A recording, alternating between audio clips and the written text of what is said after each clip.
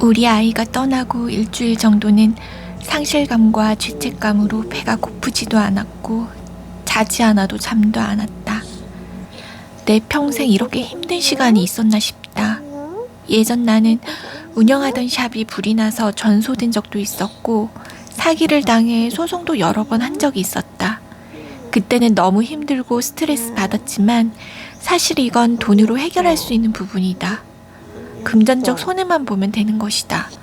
하지만 죽음은 내가 무슨 짓을 해도 되돌릴 수 없고 다시 한번 기회를 주지도 않는다.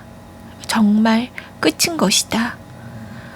우리 아이의 손을 내가 놓아버린 것 같은 죄책감 때문에 나의 아픔을 극복하고 싶지 않았다.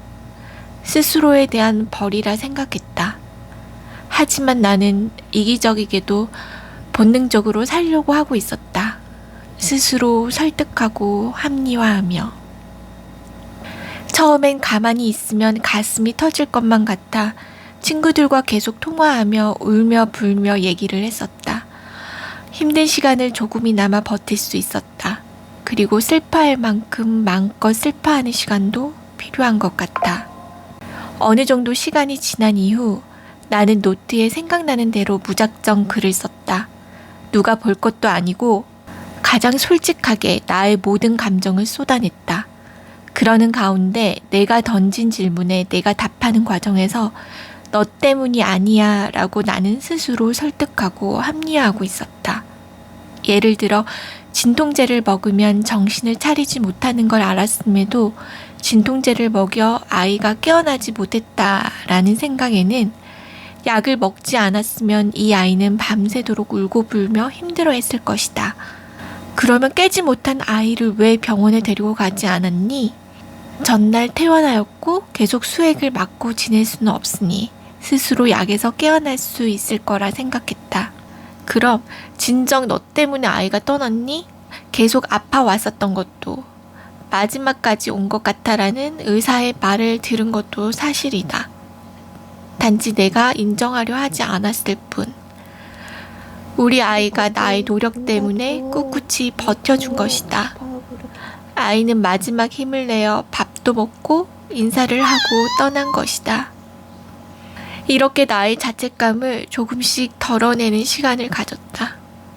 우리가 느끼는 감정은 우리의 생각에 달려있고 때로는 우리가 인지하지 못하는 그 생각들이 우리의 감정으로 이어지기도 한다. 그래서 최대한 후회하고 자책하는 생각을 멈춰야 한다. 그렇게 떠나보낸 건 마음 아프고 나의 행동들도 아쉽지만 이제 그만 보내주고 나도 일어서야 한다.